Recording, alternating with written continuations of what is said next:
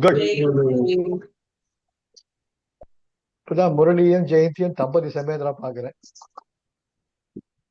அவங்க பேரப்பிள்ளையோட பிஸியா இருந்தாங்க. பாட்டி டியூட்டி, தாத்தா டியூட்டி.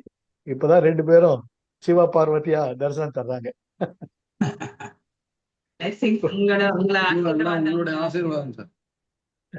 சார் எல்லாம் சந்தோஷமா இருக்கலாம் sir. We are always have the colors of. We are class apart. We are class apart. We are the torch bearers for the whole world. Our beloved Guruji has given us an upliftment with the Sudarshana Kriya. Unparalleled Sudarshana Kriya. தானவே நமக்குள்ள நிம்மதி சந்தோஷம் பொங்கிக்கிட்டே இருக்கும். Have that commitment. இன்னைக்கு வந்து முக்கியமா பாவம் நம்ம அவர் கேட்டு 2 வாரம் ஆச்சு. இன்னைக்கு வந்து நான் சித்தர் ராமநாதபுரத்துல முத்து விஜய ரகுநாத சேதுபதி, முத்து விஜய ரகுநாத சேதுபதி அந்த ராமபுரம் சமஸ்தானத்துக்கு அவர் ராஜாவா இருக்கார். 1700 காலகட்டங்களில். இப்போ வந்து 2026 1700 காலகட்டங்கள்ல அவர் இந்த ராமநாதபுரம் சமஸ்தானத்துக்கு ராஜாவா இருந்தப்ப அவருக்கு வந்து அவருடைய மகளுக்கு பிறந்த குழந்தை பூவல தேவன்.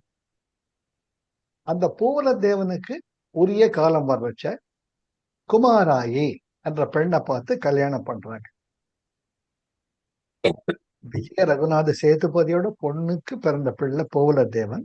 பூவல தேவனுக்கு குமாராயி என்ற ஒரு பெண்ணை கல்யாணம் பண்றப்ப 1737 ஆண்டு அவர்களுக்கு குழந்தையாக ஒரு ஆண் குழந்தை அழகா பிறகு. அதுக்கு வந்து முத்து வடுகநாதர் அப்படின்ட்டு பேர் வைக்க. அந்த முத்துக்கு அந்த ஃபேமிலி நேம் முத்து வடுகநாதன் பேர் வச்சு சொன்ன மாதிரி நாளொரு மேனியும் பொழுதொரு வண்ணமுமாக அந்த குழந்தை வளர்க்கிறார்.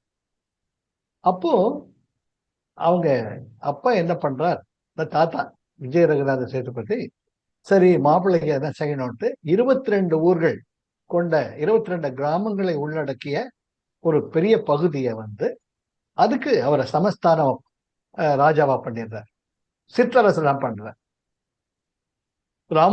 ராமநாதபுர சமஸ்தானத்துக்கு உட்பட்ட ஒரு சிற்றரசராக அவருக்கு பதவி கொடுத்து ஒரு அங்கீகாரத்தை தர்றார். அவர் ரொம்ப சந்தோஷமா அதுக்கு வந்து செம்பி நாடு அப்படின்ட்டு பெயர் கொண்டு அந்த 22 ஊர்களை கொண்ட அந்த குறுநாட்டுக்கு செம்பி நாடு பேர். அதுக்கு பூவல தேவன் தான் மன்னராக சிற்றரசராக இருக்கிறார். அப்பொழுது 1737 ஆண்டு வடுகநாதர் பிறந்திருக்கார். 1742 அதாவது குழந்தைக்கு 5 வயசு ஆரம்பிச்சு அவங்க அப்பா திடீர் மரணம் அடைஞ்சார். பூவல தேவன் இறந்தார். அதனால குமாராயி வந்து விதவை ஆயிடுறாங்க. அப்போ அவங்க அங்காளி பங்காளி சொல்லுவாங்கல்ல, அவங்க எல்லாம் பெரிய பிளான் பண்றாங்க. இந்த 22 ஊருக்கு அத்தாரிட்டியே கிடையாது, விஜய ரகுநாத சேதுபதி அங்க இருக்கிறார் ராமநாதபுரத்துல, நம்ம இதனோட பண்ணி இதை அப்படியே கப்புன்னு அமைக்கலாம், இந்த பொண்ணுக்கு என்ன தெரிய போகுது. அப்ப குழந்தைக்கு 5 வயசு வடுகநாதன். இதை வந்து யாரோ சொல்ல உடனே அந்த அம்மா பயந்துகிட்டு என்ன பண்றாங்க, தன் குழந்தைய இரவோட இரவா தன்னுடைய எடுத்துக்கிட்டு வேகமா அந்த ராமநாதபுரத்துல கண்ணு மண்ணு தெரியாம ஊருக்கு போயிட்டாங்க. ஏதோ ஒரு மூலமா கடைசியில மதுரை பக்கத்துல இருக்கக்கூடிய அழகர் மலை, நிறைய பேர் தெரிஞ்சிருக்கலாம், மதுரையில அழகர் மலை ரொம்ப ஃபேமஸ். அந்த அழகர் மலையில கிட்ட ஜெகநாத பிள்ளை என்றவங்க பெரிய பண்ணையார். அவர் நிறைய நிலப்புலன்கள்லாம் வச்சுக்கிட்டு பெரிய ஒரு ஊருக்கு தெரிஞ்ச பெரிய மனுஷனா இருக்கார். அவர்கிட்ட வந்து அடைக்கலம் மாறாங்க. அவர் பார்த்தா இந்த அம்மா பெரிய ஒரு நல்ல குடும்பத்துல வந்தவங்க இருக்காங்க, செல்வ செழிப்போடு இருக்காங்க. இந்த குழந்தையோட என்னம்மா, என்ன உனக்கு ஆச்சு, என்ன விஷயம், ஏன் இப்படி இருக்க அப்படிங்கிறப்ப இந்த அம்மா அழுதுகிட்டு இந்த மாதிரி தனக்கு இழைக்கப்பட்ட அநீதி, குழந்தைக்காகத்தான் நான் உயிரோடு இருக்கேன், அந்த குழந்தையை எங்களுக்கு அடைக்கலம் கொடுங்கன்றப்ப, அடடா அப்படிலாம் பேசாதம்மா, நீ என்னோட பொண்ணு மாதிரி, அதனால என்ன, இந்த பண்ணையில் எவ்வளவு பெரிய இடம் இருக்குச்சே, உங்க 2 ஜீவன்களுக்கு இடம் எல்லாம் போகும் அப்படின்னு அவர் அடைக்கலம் தர்றார். இது யாருக்கும் தெரியாது. ராமநாதபுரத்துல மதுரை தூரம்.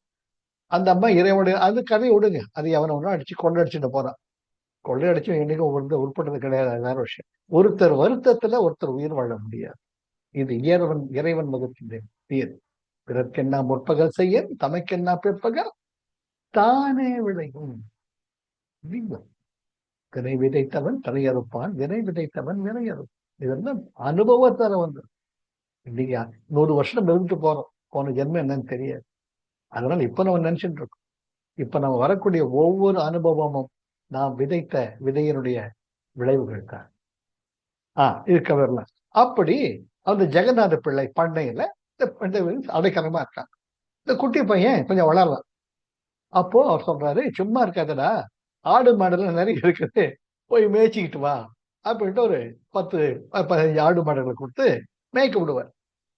இந்த பையன் அதெல்லாம் அழகர் மலை பக்கத்துல ஏராளமான காடு கீடுலாம் இருக்கு இல்லையா, அங்க மேய்ச்சிக்கிட்டு தினமும் போயிட்டு மரத்துக்கீழே உட்காந்துக்கிட்டு போய் மேய்ங்க அப்படின்னு அது இவள் பேச்சுக்கு கட்டுப்பட்டு கடகடான அப்படியே மேய்ஞ்சிட்டு மறுபடியும் சாயங்காலம் இவர் போய் பக்கத்துல நின்னணும்.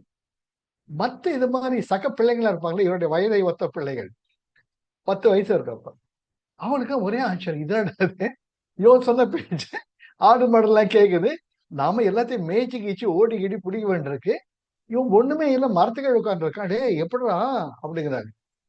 எனக்கு தெரியாது, எனக்கு ஆடு மாடல ரொம்ப பிரியம், நான் பிரியமா இருக்குன்னா என் பிரியா அவன் பேச்சு கேட்குது, நாங்க கொண்டாட பிரியமா இருக்கோம், என் பேச்சு கேட்க மாட்டேங்குது, நான் என்ன செய்யறது, அதுக்கு நான் என்ன செய்ய முடியும் அப்படின்னுட்டு. ஆனா பேச்சுக்கு மட்டும் எல்லாமே கட்டுப்படும். இது அந்த ஊர்ல வந்து பேசிக்கிறாங்க.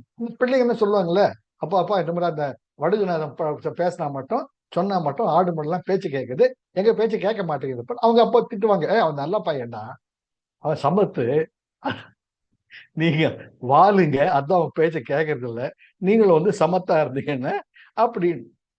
இதை வந்து ஜெகநாத பிள்ளை வித்தியாசமா பாக்குறது. இவரோட வித்தியாசமான பிள்ளையா இருக்கானே அப்படின்ட்டு ஒரு பெரிய பிளான் அவருக்கு. இப்ப விஜய் நடத்துற அரசாட்சி மாதிரி பெரிய பிளான். நம்முடைய முதலமைச்சர் இருக்காரு இல்லையா, அவர் சொன்ன பேச்சுக்கு எல்லாரும் யங்ஸ்டர்ஸ் அது மாதிரி ஜெகநாத பிள்ளை பாக்குறாரு, டேய் நீ ஆடு மாடுகளை மேய்க்காத, நம்ம பண்ணை யானைங்களை மேய்ங்கிற. he makes him as a supervisor for the பண்ணையில வேலை பண்ற எல்லாருக்கும். இவன் அன்பை எல்லாரையும் தட்டி கொடுத்து, கடவுள் இருக்கார், நியாயம் பண்ணணும், தர்மத்துல போகணும், எல்லாருக்கும் நல்லது பண்ண சொல்ல அவங்களுக்குலாம் ஆமா கரெக்டு, நம்ம நிறைய பண்ணோம்னா நம்ம பண்ணையார நம்மளை பார்த்துப்பாரு, நம்மளும் சந்தோஷமா இருப்போம்ட்டு இவர் கிழிச்ச கோட்டை தாண்டது. அது பண்ணையாருக்கு ஆச்சரியம், இது என்னடா இது, நான் எல்லாரையும் தீட்டி கீட்டி வேலை வாங்குறேன், இவன் என்னடா தட்டி கொடுத்து அன்பாவை எல்லா வேலையும் வாங்கிடுறான், அவனும் சந்தோஷமா இருக்கான், நானும் சந்தோஷமா இருக்கேன், ஆளுங்களாம் சந்தோஷமா இருக்காங்க, இது போருமே, இது பெரிய விஷயமாச்சு அப்படின்ட்டு. அப்போ ஒரு பண்ணையாள் ஓடி வர்ற, தம்பி தம்பி தம்பின்னு கூப்பிடுவார் படுகிறார். அங்க 2 எருமை, அங்க 2 உழவு மாடுங்க சகதியில படுத்துட்டு எந்திரிக்கவே மாட்டேங்குதுங்க. எவ்வளவு அடிச்சாலும் எதுக்கிட்ட அடிக்கிறீங்க, அதோட பேசுங்க, பேசுறதா மனுஷங்கிட்ட பேசுறது கஷ்டமா இருக்கு, மாடு கிட்ட எப்படி பேச முடியும் அப்படின்னு வர்றாரு. இவர் போறாரு, என்னடா அப்படி, நான் சரி பண்றேன்ட்டு அந்த உழற இடத்துக்கு வயலுக்கு போயிட்டு அங்க 2 மாடுங்க, உழவு மாடுங்க, எரும மாடுங்க அப்படியே சகதியில அந்த உழற இடத்துல பட்டுக்கிட்டு இருக்கு, எந்திரிக்க மாட்டேங்க, எவ்வளவு அதட்டினாலும் எந்திரிக்க மாட்டேங்க. ஒன்னும் புரியல. இவர் என்ன பாடுற, உடனே பாடுற, அவருக்கு இயற்கையா வருது பாடல். எருமை 2 விழுந்ததே படுத்துறாமல் உரிமையனார் தொட்டு, உரிமையனார் மேனி தொட்டு உழாமல் அவிழ்க்கும் வரை வரச்சை அம்மே காத்து நிற்கும் காமாட்சி அம்மே அப்படின்னு பாடுற. எல்லாரும் பாக்குறாங்க, என்னோட பையன் பண்றான்ட்டு.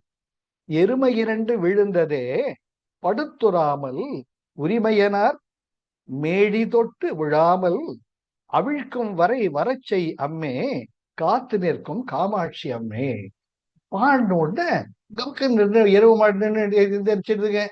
மற்ற மாடுகள்லாம் வேலை செய்யறதுக்கு முன்னாடியே கடகடான்ட்டு அந்த வயல்வெளியெல்லாம் இவங்க உடனே இழுத்துட்டு போகுதுங்க எல்லாமே. இவன் பின்னாடி மட்டும் ஏர் பிடிச்சிட்டு போறான். ஒரே ஆச்சரியம் ஜெகநாத பிள்ளைக்கு, என்னடா இந்த பையன் ஏன்னா திடீர்னு பாடுறான், எல்லாம் எரும மாடுன்னு அடிக்குது, அதுவும் அன்லிமிட்டெட் எனர்ஜியோட வேலை பண்ணுது. நம்ம சுதர்ஷன் பண்ணோன்னு நமக்கு எனர்ஜி வருது, ஒரு புத்துணர்ச்சி வருதா இல்லையா, இந்த பிராண எனர்ஜி கோஸ். அது போல நான் கம்பேர் பண்ணிக்கிறேன். அவன் மாதிரி ஒரு உற்சாகத்தோட வேலை பண்ணுது. அங்க இருக்கிறவங்களும் தலையை பிச்சுக்கிறாங்க. என்னடா வந்தா எருமை மாடுன்னு பாட்டு பண்ணா பாட்ட புரிய மாட்டேங்குது. எருமை 2 விழுந்தது, படுத்துக்குச்சு. படுத்துறாமல், அப்படி படுத்துக்காம, உரிமையனார் மேழி தொட்டு உழாமல் படுத்துக்குச்சு. அதனால அவிழ்க்கும் வரை, அந்த ஏர் பூட்டினதுல இருந்து அவிழ்க்கிற வரைக்கும், அவிழ்க்கும் வரை வரச்செய் அம்மே. அத உழ சொல்லுமா. ஏமா உன்கிட்ட கேட்க வேற யார்கிட்டமா கேட்கறது? நான் உன்கிட்ட தான் கேட்பேன். காத்து நிற்கும் காமாட்சி அம்மே அப்படின்ட்டு பாடணும்னு கடகடன்னு வேலை நடக்குது. இவர் ஜெகநாத பிள்ளைக்கு ஒரே பசுவாட்டுல வேலைக்கு பேரு பேச்சு கேட்குதுங்க. இந்த வேலை பணியாளர்கள்லாம் பேச்சு கேட்கறாங்கன்னு பார்த்தா எரும மாடு பேச்சு கேட்குது. சோ இவன் இருக்க வேண்டிய இவன் தனி ஆளு, இவன் தான் தனித்துவம் இவன்கிட்ட இருக்கு. இவனுக்கு நல்ல படிப்பறிவை தரணும். பாருங்க அந்த கிராண்ட் வியூ. எனக்கு அதுதான் தர முடிய. கலாச்சாரத்துல ரொம்ப மரியாதை. தனக்கு மட்டும் இல்லாம அந்த காலத்துல எல்லாருக்கும் எல்லாம் கிடைக்கட்டும் பரந்த மனப்பான்மை இருந்தது. அதனால்தான் சார் இயற்கை நமக்கு அவ்வளவு ஒரு அற்புதமாக இருந்தது. இப்ப குவாரி கீறிட்டு இருக்கிற அம்மாவை அகழ்ந்து எடுத்து சித்திரவதை பண்றாங்களே, அப்படி இல்லைன்னு எல்லாரும் நல்லா இருக்கு. நமக்கு வேண்டியது இந்த 3 வேளை சாப்பாடு, அது அம்மா கொடுக்குறாங்களே என்ற பரந்த மனப்பான்மை. அதை சொல்றேன். இது மாதிரி வித்தியாசமா இருக்கான், இந்த பிள்ளையை நம்ம கொஞ்சம் பார்க்கணும் அப்படின்ட்டு அந்த பையனை எதுவுமே கேட்கறது இல்லை. வடுகநாதர் தன் கடமையை கரெக்டா அந்த பையன் 15 வயசு பையன் எல்லாம் பண்ணிக்கிட்டு இருக்கான். கட எல்லா வேலையும் கச்சிதமா நடக்குது. அந்த பண்ணையில எல்லாரும் சந்தோஷமா இருக்கு. அப்போ இவன் இப்பப்போ ஒரு மரத்தடியில் போய் உட்காந்து தியானம் பண்ணுவான். அப்படி ஒரு நாள் தியானம் பண்றச்சே இவர் எட்டி பார்ப்பார் ஜன்னல்ல இருந்து, பையன் என்ன பண்றான் அப்படின்ட்டு. அவர் சந்தோஷமா இருக்கணும். இவருக்கு முக்கியம் அந்த பையனை சந்தோஷமா வச்சுக்கணும். உண்டா இல்லையா? நல்ல ஒரு நமக்கு ஃப்ரெண்ட் அமைஞ்சாங்கன்னு அவங்கள கவனிச்சு போடாம. அது போல அந்த பையனை பாக்குறப்ப பெரிய கருநாகம் அவர் தலை மேல படம் எடுத்துக்கிட்டு இவருக்கு சப்த நாடி அடங்கிட்டு, ஐயோ சின்ன பிள்ளைய கருணை என்னடா பண்ணிட்டு என்ன பண்றதுன்னு அந்த கருநாகம் இப்படி எப்படி அசையாம அப்படியே தன் மேல படம் எடுக்கிறத பண்ணையாளர்கள் வந்து பார்த்துட்டு, ஐயோடா நமக்கு ஒண்ணுமே தெரியாது, என்னடா அதிசயம் நடந்துட்டு இருக்கு அப்படின்னு எல்லாரும் பேசிக்கிறாங்க. அப்ப ஜெகநாதன் பிள்ளை இவன் சாதாரணமான குழந்தை கிடையாது, இவன் வித்தியாசமான குழந்தை, அவனுக்கு உரிய வயசு வர்றச்ச தானே எல்லாம் தெரியும்ட்டு அவனை ஒரு மரியாதையோடைய தன்னுடைய சொந்த பிள்ளையா அன்னையில இருந்து அவரு அன்னைக்கு வந்து ஒரு சாதாரணமான பையனை நினைக்கிறார். ஆனா இந்த கருநாக படம் எடுத்த காட்சியை பார்த்த உடனே இவர் கண்ணை திறந்தவுடனே இந்த கருநாகம் வந்து போயிடுது. எல்லாருக்கும் ஒரே ஆச்சரியம். அன்னைக்கு சொல்றார், இவன் நம்ம பையன், இவனை பத்திரமா வந்து பெரிய ஒரு கல்வியில் மேதையாக ஆக்கணும்ட்டு அங்க வந்து சாமிநாத செட்டியார் என்ற வாத்தியார், அந்த ஸ்கூல் வாத்தியார், ஆரம்ப பாடசாலை வாத்தியார், அவரை கூப்பிட்டு, சுவாமி நம்ம பையன் நல்ல புத்திசாலியா இருக்கான், அவருக்கு படிக்க வைங்க. இவனா வரச்சொல் ஸ்கூல் பார்த்து எப்படி இருக்கான்னு பார்த்துட்டு அப்புறம் படலாம் வரச்சொல் அப்படிங்கிற. இவனும் பயப்பட்டு, கண்ணு நீ வேலை செஞ்சதெல்லாம் போதும், நீ ஸ்கூலுக்கு போய் நல்லா படிக்கிற நேரம் போக மிச்சம்லாம் இந்த மாதிரி நம்ம வேலையை பண்ணிடாப்பான்ற. படிக்கிறதா ஸ்கூலுக்கு போகணுமா அப்படிங்கிறான். ஆமாண்டா தங்கம் நீ போகணும். சரி உங்களுக்காக போறேன் அப்படின்ட்டு ஸ்கூலுக்கு போறேன். போயிட்டு தினம் ஸ்கூலுக்கு போயிட்டு வர்றது படிச்சுட்டு இருக்கு. அப்போ அவர் என்ன பாடம் நடத்தினாலும் எனக்கு தெரியுமே சொல்லிட்டு இருக்கோம். அவர் சாமிநாத செட்டி ஈகோ ஹர்ட் ஆயிடுது. நான் எப்பேற்பட்ட வாத்தியார், கிராமத்துல எல்லாம் கையை கிட்ட நான் பேசுறத கேட்குறீங்க, இவன் எனக்கு தெரியுமே தெரிஞ்ச மாதிரி முந்திரி கொட்டையா இருக்கானே. டேய் சுப், நான் சொன்ன பேச்சு கேட்டு சொல்றதை மட்டும் ஒழுங்கா கேளு. இவன் சொல்றேன், உங்க மேல எந்த விதமான மரியாதை இருக்கு, ஆனா நீங்க சொல்றதுலாம் ஏற்கனவே தெரிஞ்ச மாதிரி இருக்கு, நான் என்ன பண்றது அப்படிங்கிறான். அப்படியா? அப்ப இந்த கோயில இருக்கிற பிள்ளையார் அவரை பத்தி பாட முடியுமா உன்னால அப்படின்னு சேலஞ்சு விடுறேன். இவன் சின்ன பையன், ஒரு 12 வயசு 13 வயசு பையன். உனக்கு எல்லாம் தெரியும் சொல்றீங்க, இந்த பிள்ளையார பத்தி தெரியுமா, ஒரு நாள் பாட முடியுமான்னு. இவரு பாடினா போச்சுட்டு, பள்ளிக்குள்ளே நான் பயில்வதென்னே நீ அடியேன் உள்ளத்துள்ளே வாழ்ந்து வரும்போது பிள்ளையாரே சாமிநாத செட்டி என்பார், நுண் முன்னிலையிலேயே என்னை ஆசானெனல் உன்னை பழிப்பதேயாகும். நீ வாத்தியாருக்கெல்லாம் வாத்தியாரா இருக்கச்சே, நான் தான் வாத்தியார் இவர் சொல்றாரு, இது உன்னை ஏசுற மாதிரி உனக்கு தெரியலையான்னு பிள்ளையார்கிட்ட சொல்வார். Get the point, get the point. நீ வாத்தியாருக்கெல்லாம் வாத்தியாரு, எல்லாருக்கும் நீதான் முழு முதற் கடவுள். அப்படி இருக்கச்ச இவர் நான் தான் வாத்தியாரு, நான் தான் வாத்தியாருங்கிறாரு, உன்னை திட்டுற மாதிரி உனக்கு தெரியல அப்படின்னு பிள்ளையார் பார்த்து கேட்பார். இவரு இவன் சாதாரண படிக்கிற விஷயம், இவன் பாட்டு கவிதையே தள்ளுறான், பாட்டா பாடுறான். யாரும் பயம் வந்துடுது. என்னடா பிள்ளையார்கிட்ட என்ன பத்தி கம்ப்ளைண்ட் பண்ற? நான் கம்ப்ளைண்ட் பண்ணல, எனக்கு தெரிஞ்சதை சொன்னேன், நீ தான் பிள்ளையார பத்தி பாட சொன்ன, இதை பாடிக்கிட்டு இருக்க. பள்ளிக்குள்ளே நான் பயில்வதென்னே, நீ அடியேன் உள்ளத்துள்ளே வாழ்ந்து வரும்போது பிள்ளையாரே சாமிநாதி செட்டி என்பார். வாத்தியார் பேரு சாமிநாத செட்டி என்பார். நுண் முன்னிலையிலேயே, உன் முன்னிலேயே எனக்கு ஆசான் என்ன, நான் தாண்டா உனக்கு வாத்தியாரு அப்படி சொல்றது பழிப்பேயாகும். உன்னை திட்டுறதா உனக்கு தெரியலையா பிள்ளையாரு, கல்லு மாதிரி இருக்கிறியேட்டு பிள்ளையார்கிட்ட கம்ப்ளைண்ட் பண்ணுவார். சாமிநாத செட்டி பாப்பார், அப்பா நமக்கு இருக்க வேலை போயிடும் போல் இருக்கு, அப்பா நைனா இனிமேல் உங்ககிட்ட ஒன்றும் சொல்ல மாட்டேன் அப்படி நேரம் இவர் கையை பிடிச்சிட்டு வந்து இவரு ஜெகநாத பிள்ளை கிட்ட, அப்பா இந்த பையன் வித்தியாசமா இருக்கான், இவன் வந்து பிள்ளையார்கிட்ட கிட்ட கம்ப்ளைண்ட் பண்றான், எனக்கு என்ன இடம் பயமா இருக்கு, இவனுக்கு எல்லாம் நான் வாத்தியாரா இருந்து சொல்லிக் கொள்ள முடியாது அப்படின்னுட்டு அன்னி வந்து ஸ்கூலுக்கு போறது நிறுத்திடலாம். மறுபடியும் பழைய மாதிரி பண்ணையிலேயே இருக்கான். இவர் ஜெகநாதன் பிள்ளையும் பார்ப்பாரு, இவனுக்கு எல்லாமே தெரிஞ்சிருக்குடா, பிள்ளையார்கிட்டே பாடுறானே அப்படின்ட்டு, நயனா உனக்கு என்ன தோணுதோ பண், காலையிலிருந்து சாயங்காலம் வரைக்கும் உனக்கு என்ன தெரியுதோ பண், நான் ஒன்னும் வழியிலேயே வரமாட்டேன் அப்படிங்கிறப்ப அவருக்கு முதுகுல பெரிய கட்டி வந்தது. அந்த காலத்துல ராஜப்பிள்ளவேம்பாங்க, அது என்ன தெரியல, ராஜப்பிள்ளவே நான் கேள்விப்பட்டிருக்கேன், அது என்ன தெரியாது. அந்த நோய் வந்து முதுகு மொத்தம் வீங்கிக்கிட்டு பெரிய கட்டி உருவாயிடும். அப்போ பார்க்காத டாக்டர்ல, செலவு பண்ணாத பணம் இல்லை, அப்படிலாம் இருக்கச்சே அப்போ அந்த ராஜ வைத்தியர், அந்த ஊர்லயே பெரிய டாக்டர், அவரை கூப்பிட்டு பார்க்க சொல்ல. அவர் சொல்றாரு, இது ரொம்ப கஷ்டம், பார்த்துக்கலாம், நான் கொடுக்குற மருந்தெல்லாம் சாப்பிடு அப்படிங்கிறப்ப இவர் வடுகநாதர் போவார், இது பண்ணிடலாமே, நீங்க சொல்ற மாதிரி உங்க மருந்து சரியில்லையே அப்படிம்ப. டாக்டருக்கு பயங்கர கோபம் வந்துடு, நீ டாக்டர் நான் டாக்டர், நீ வைத்தியம் பார்க்குறேன் நான் வைத்தியம் பார்க்குறேன், இவ்வளவு வாய்க்கடிய பேசுறியே, உன்னால இதை ட்ரீட்மெண்ட் பண்ண முடியுமாங்கிற. இவர் வடுகநாதர் சொல்லுவார், உடைக்கவா துடைக்கவாம்ப. அந்த டாக்டர் கிட்ட உடைக்கவா துடைக்கவா, நீ என்னவோ பண்ணு அப்படின்னு டாக்டர் கோவிச்சுட்டு போயிடுவார். இவர் மேல அப்படி கைய வச்சு அது தொடுவார், அது இருந்த இடம் தெரியாம காணும். ஜெகநாத பிள்ளைக்கு ஒரே சந்தோஷம், ஏன் உயிரையா காப்பாத்தினேடா, இந்த பண்ணையை உன் பேர்ல எழுதி வச்சாலே எனக்கு ஒண்ணுமே கஷ்டமே கிடையாது, எனக்கு நீ தாண்டா காப்பாத்தின அப்படின்னுட்டு, நீ ராஜாடா, எனக்கு பிள்ளை, இந்த பண்ணையே உனக்குதான் சொந்தம் சொல்றப்ப இவர் சொல்லுவாரு, என்னுடைய அன்னைக்காகத்தான் நான் தாவம் உன் கூட இருந்தேன் நானு, நீ எண்ணிக்கிறதா நல்லா இருப்ப, ஏன்னா அடைக்கலம் வந்திருக்கு, நீ அடைக்கலம் கொடுத்த, என்னுடைய ஆசைகள் என்று உனக்கு இருக்கும். சரி எனக்கு நேரம் வந்துடுச்சு, நான் கிளம்புறேன். பாருங்க சார், அந்த சித்திரங்கள் இருந்த ஒரு தைரியம் அவனுக்குள்ள அந்த இருக்க பாருங்க.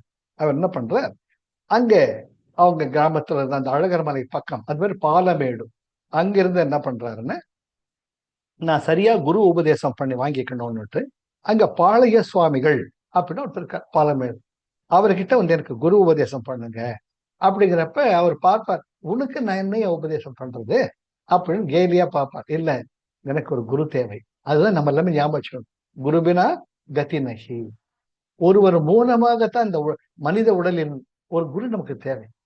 அந்த குருங்கிறவர் நமக்கு ஒரு வழிகாட்டியா தோன்ற துணையா இருக்கும்.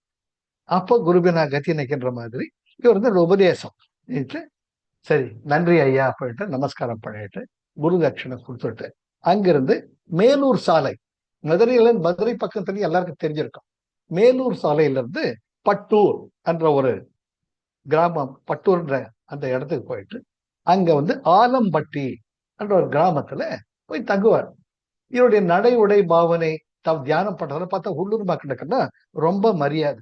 அப்ப இவர் பார்ப்பார், இந்த பிள்ளைங்கன்னா வந்து கல்வி அறிவு இல்லாம இப்படி இருக்காங்களே அப்படின்ட்டு ஒரு சின்ன ஸ்கூல் மாதிரி ஆரம்பிச்சு தான் பிள்ளைங்களெல்லாம் சொல்லிக் கொடுப்பார்.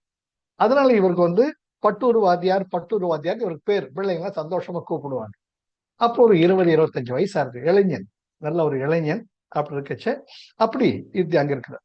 அப்போ அந்த ஊர்ல திடீர்னு கொள்ளைக்காரர்கள், மதுரையில கொள்ளைக்காரர் ஜாஸ்தி அந்த காலத்துல பாத்தீங்கன்னா, மதுரை வீரன் அதெல்லாம் பாத்தீங்கன்னா திடீர்னு கொள்ளையடிக்க வருவாங்க, அந்த கிராமத்தையே தொடச்சிட்டு போவாங்க. சினிமா மாதிரி தான், இதுதான் சரித்திரம். 1700 அப்படிதான் இருந்தது. அப்போ அந்த கொள்ளையர்கள் பேர் பீதாம்பரர்கள். பீதாம்பரர்கள் ஒரு செக்ட், ஒரு கம்யூனிட்டி. கொள்ளையடிக்கிறது அங்க வேலை, தொழில். அவங்களுக்கு என்ன ஒரு சக்தி இருக்குன்னா, அந்த தேவதைய பூஜை பண்ணி அவங்க ஒரு கிராமத்துக்கு வந்தா எல்லாரையும் மந்திர சக்தி மாதிரி கட்டி போட்டணும்.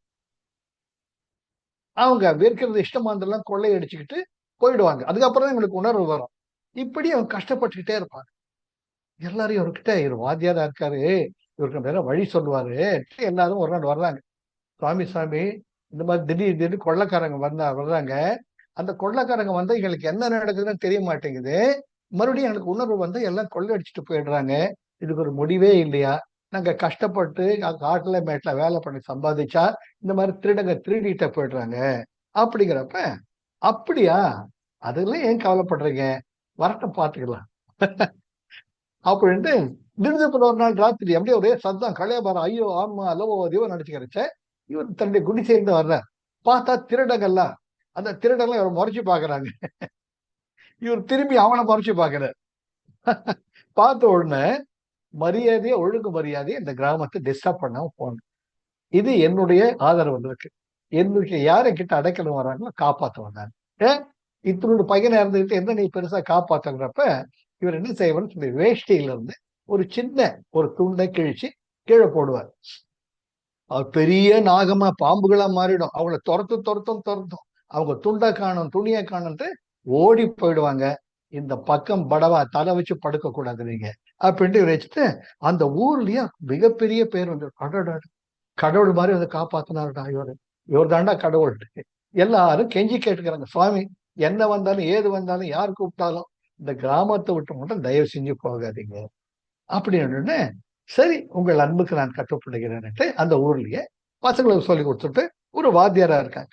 அப்போ அவருக்கு நீங்க இளைஞரா இருக்கீங்க, எங்க ஊரு மாப்பிள்ளை ஆயிடுங்க அப்படின்ட்டு நான் ஒரு பொண்ணை பாக்குறேன். இவரா சரி நடத்தட்டும் அப்படின்ட்டு அவரு கல்யாணம் பண்ணி வைக்கிறாங்க.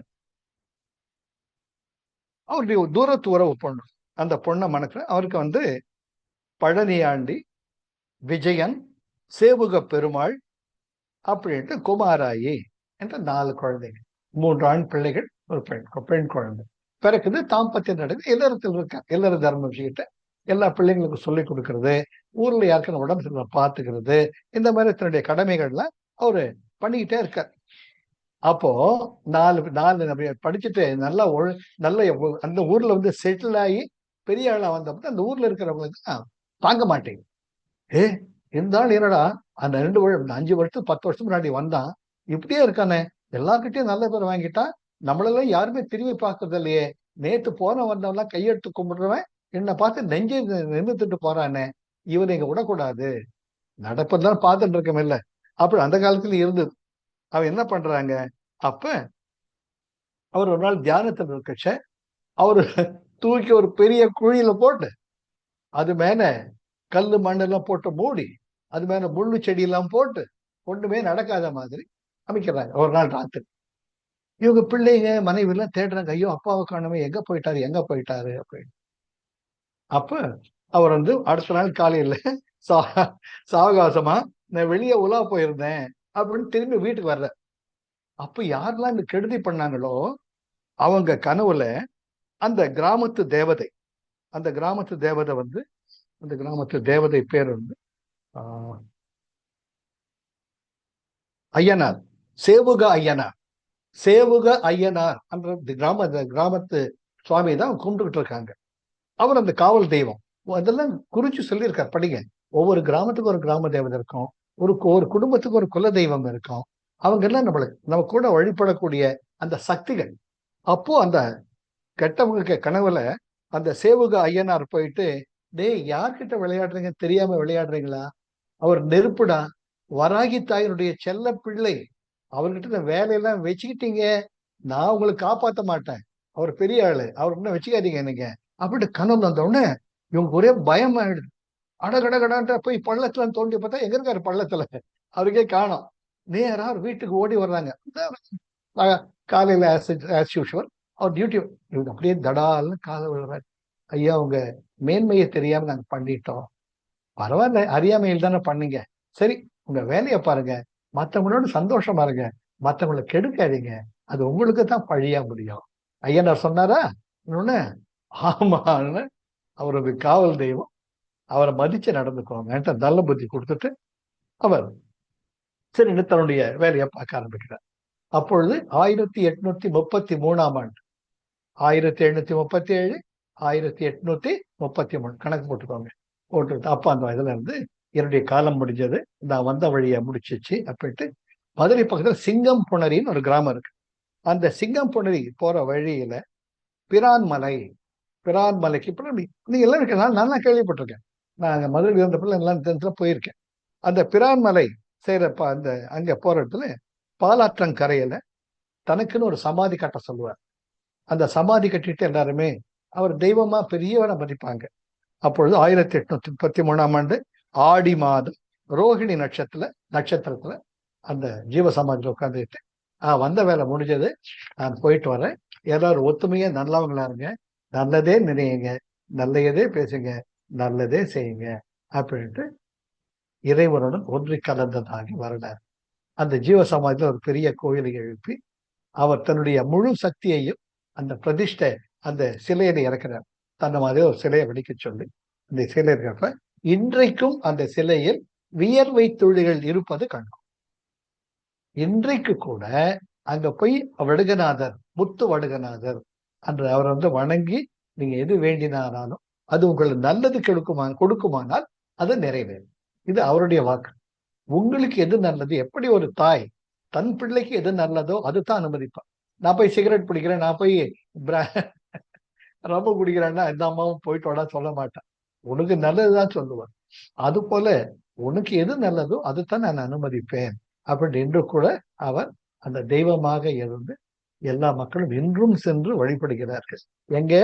பிரான்மலைக்கு செல்லும் வழியில் பாலாற்றன் கரையில், அங்க தென்கரையில, பாலாற்றத்தின் தென்கரையில அவர் ஜீவசமாதி முத்து வடுகநாதர் சமாதி இன்னைக்கும் இருக்கு. நிறைய பேர் இன்னைக்கு வேண்டினாங்கன்னா அவங்க வேண்டது எல்லாமே நிறைவேறுது. அந்த குரு ஜீவசமாதி அடைந்த நாள்ல குரு பூஜை பண்ணி இன்னைக்கும் மிகப்பெரிய விழாவாக அங்க மக்கள் கொண்டாடுகிறார்கள். அப்பொழுது அவருடைய சிலையிலிருந்து வியர்வை துளிகள் வெளிப்படுவது என்றும் ஒரு ஆச்சரியத்தக்கது. சூடு இல்லாமலேயே கற்பனை ஏத்தாமலேயே அது வியர்வை துளிகள் வெளிப்பட்டு போயிட்டு இருக்கு. அதை ஒத்தி ஒத்தி எடுப்பார் அங்க பூஜை பண்றவர்.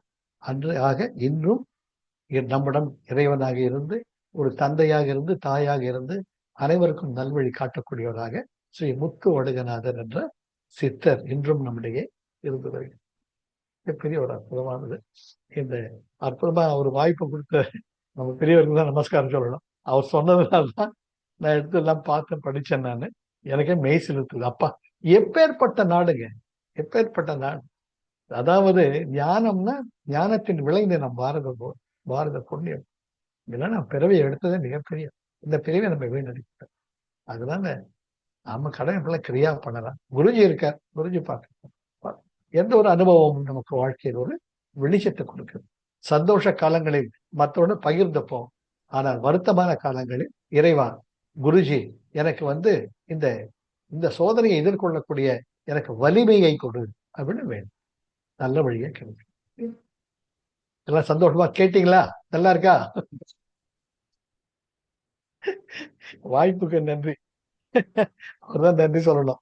ஒரு மனிதர் சொல்லதான் எனக்கு நானே அவர் மூலமா தான் கேள்விப்பட்டு படிச்சேன். நிறைய இருக்கு. ஜட்ஜி சுவாமிகள் எனக்கு எல்லாம் ரொம்ப இஷ்டம். குழந்தை சுவாமிகள் நான் ஒண்ணுத்தையும் விட மாட்டேன், கிடைக்கலாம் படிச்சுட்டே இருப்பேன். அது போல சுப்பையா சுவாமிகள், திண்டுக்கல் சுப்பையா பிள்ளை ரொம்ப ரொம்ப பிரதிச்சு பெற்றவர். உணர்நாள் சொல்லியிருக்கேன், என்ன சொல்லியிருக்கேன், பேசியிருக்கேன் அதை பற்றி. ஒரு ஸ்ரீங்கரியிலிருந்து ராம ராமர் என்ற இடத்துல வர்ற ஸ்ரீங்கரி, அவர் பீடத்துல அவர் வந்து மதுரைக்கு போய் பல்லக்கில் தூக்கிட்டு போனா இவரு சாக்கடையில உட்காந்துன்னு கலைஞ்சிட்டு இருப்பார். என்ன ராம சௌக்கியமா இருக்கியா அப்படிம்பார். அப்பதான் திண்டுக்கல் ஆளுங்களுக்கே தெரியுது, ஓ இவர் பெரிய மெகா ஞானி. உணர்நாள் பேச அவர் பேரு சுப்பையா பிள்ளை. அந்த மாதிரி ஜீவசமாதி திண்டுக்கல்ல அவர் ஜீவசமாதி. அது போல பாரத தினம் புண்ணியம். நாம தான் கடவுள், அதை நிரூபித்தவர்கள் நம் சித்தர்கள். அதுதான் திரும்ப திரும்ப சொல்ல வர. அவர்களுக்குள்ள இருந்த சக்தி நமக்குள்ள இருக்கு. அதை வெளிக்கொணர்வது தான் மனித பிறவியின் ஒரே லட்சி. எல்லாருக்கும் நல்லது பண்ண. அவர் எதுக்கு ஆதாம நம்ம கேட்டாரு? ஒரு தேனில வாத்தியாரா உட்காந்து சொல்லிட்டு இருந்த அவருக்குள்ள அந்த சக்தி வந்ததா இல்லை. அது போல நமக்குள்ள அந்த இறை சக்தி இருக்கு. அந்த இறை சக்திக்கு வர்றதெல்லாம் unconditional love or not being judgemental about it. இது ரெண்டு பண்ணோம்னா நம்ம தாங்க கடவுள். அதை உணர்வுதான் மனிதன். Life is love, life is joy, life is enthusiasm. Jai Gurudev. Jai Thank you. Gurudev. Jai Gurudev. Jai Gurudev. Thank you sir. சந்தோஷமா இருக்கு எனக்கு. ஒரு தெம்பு வருது, அப்படியே பார்த்துக்கலாம்டா ஒரு கையிட்டு. இல்லையா தெம்பு வருதே இல்லையா? இந்த சித்திரல நம்ம இருக்கேன்டா, போடா. எனக்கு வேண்டியதானே தலை வச்சு படுக்க ஒரு இடம், போட்டு ஒரு துணி, சாப்பிடுறது ஒருவேளை சாப்பாடு. நான் தான் என் கடவுள். போங்க சார். அது எனக்கு திருவண்ணாமலை மிகப்பெரிய அனுபவத்தை கொடுத்துக்கிட்டு இருக்கு. தினம் போவேன் ஏதாவது கோயில்ல, அங்க 2-3 பேரை பார்ப்பேன். அவங்களுக்குள்ள பேசுறச்ச அந்த துணிவு, அந்த திடம். அண்ணாமலையார் தான் சார் பார்த்துக்கிறார் படிகளை. எப்பேற்பட்ட ஒரு ஞான விளை நிலம், நினைக்க முக்தி தரும் திருவண்ணாமலை. நான் எந்த ஜென்மத்தில் புண்ணியம் பண்ணணும், இங்க செட்டில். சரியா? அடுத்த வரம். ஜெய் குருதேவ். தேங்க்யூ.